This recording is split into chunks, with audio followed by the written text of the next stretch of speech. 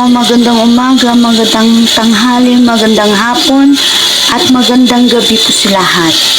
Magluluto po ako ngayon, pero totoong luto to. Ito po muna ipapakita ko. Nag-frito po ako ng patata fritas. Pagkatapos yung pangalawa po, papakita ko kung paano ko ihanda yung gagawin ko pong pangmerienda natin ngayon. Pangmerienda po itong gagawin ko. Magpo-post po muna ako habang hihiwain ko yung mga ilalagay ko po mamaya. Salamat po. Yan, tapos na yung patata fritas ko. Ngayon yung sunod. Yan, natural. May air fryer po ako, pero pag ginamit ko yung air fryer ko, hindi makikita yung niluluto ko kasi nasa loob ng air fryer. Kaya gumamit po ako ng frying pan. Ayan po, fresh na karne. Ganyan po muna gagawin ko sa una. Tapos igigisa ko po yung karne yan. Yan yung pampalaman natin sa gagawin ko mamaya.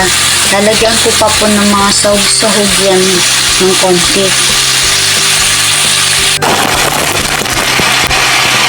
Igisa po natin konti itong karne. Tapos mamaya papakita ko po sa inyo kung paano ang gagawin ko. Maging brown lang ng kaunti ito. Mas maganda pag igisa natin ng konti para mas malasa mamaya pagkakainin. Lalagyan ko ito ng onion pit. Ito konting asin. Ayan, halo-halo natin. Lagyan po natin ng onion pit. Ang onion pit po, sa hindi po nakakalam, ang onion pit po may lasang parang bawang sibuyas na 2-in-1 na po yan. Bawang na sibuya yung lasa.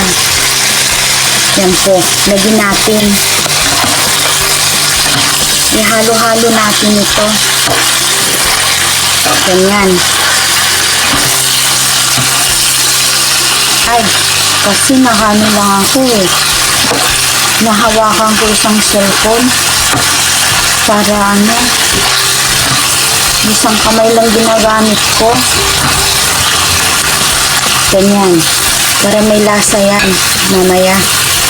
Tapos lagyan natin ng white pepper ng konti. Hindi, lagyan natin. Ito po yung, ayan, konti. Konti lang. At saka asin. Lagyan natin ng asin. Taka. Ayan. Ayan na, malapit na mag-brown. Ihalo-halo natin ng konti. Konti pa. Para mas masarap yung lasa mamaya. Ihalo-halo natin ng konti pa. Pasensya na po kayo kasi hindi po ako eksperta na magsalita pag salito-lito na ng mga video. Tignan na lang po ninyo kung ano po yung pagkagawa ko, kung paano gawin. Yan naman po ang importante dito ba, hindi yung nagsasalita ako. Yan. Onion pit po yan. Onion pit. Hindi po kasi ako mahilig sa bawang, kaya onion pit po palaging ginagamit ko. Hindi na ako gumagamit ng bawang at saka sibuya. Yung onion pit po, may lasang parang bawang at saka sibuyas na yan. Kaya yan, ganyan po palagi ginagamit ko, onion pit. Saka mas masarap kaysa bawang at saka sibuya na nilalagay ko. Para sa akin, mas masarap. Kasi hindi ako mahilig sa bawang at saka sibuya eh. Yan. Pause ko po muna. Ito na po yung karne kanina na niluto ko. Ganyan na po siya. Ganyan po yung pagkaluto niya. Ayan. Ito po. Ito naman po yung patata fritas kanina. Yung niluto ko. Yan. Ito naman po yung kamatis. Yan, kamatis, zanahoria, at saka lechuga. Yan po ang nilalagay ko pampalaman kasama yung karne. Yung gulay niya, ito po. Naman po keso. Ganitong klase po ng keso ang dapat ilagay doon sa gagawin natin. Hindi yung keso na pang hamburger. Yan po. Keso. Yan po yung ketchup. Pero tomato sauce po ang ginagamit ko at saka yogurt sauce. Hindi po yan mayonnaise. Hindi po. Mas masarap para sa akin pag yan po kasi ginagamit ko nilalagay ko. Ayan, isa-isahin natin. Papakita ko. Yan. Step by step. Ito.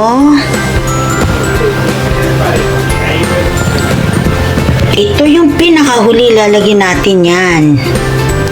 Diyan natin irarap yan. Yung cheese.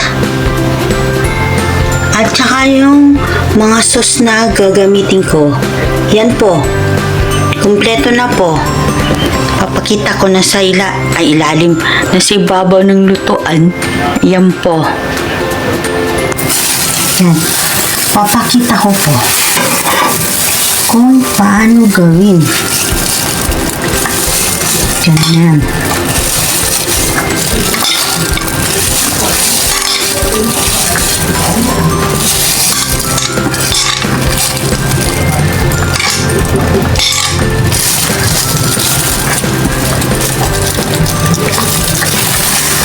Papakita ko po paano gawin natin. Ito, konti, lagyan natin ng konti yan.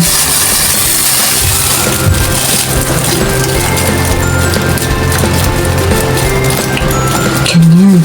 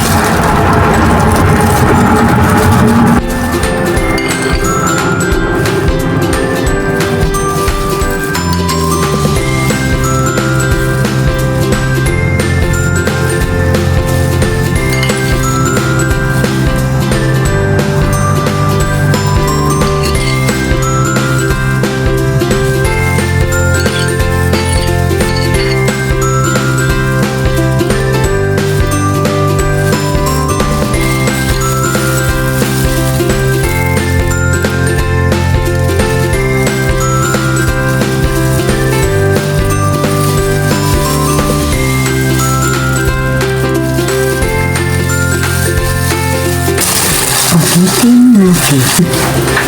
Tapos na. Salamat po.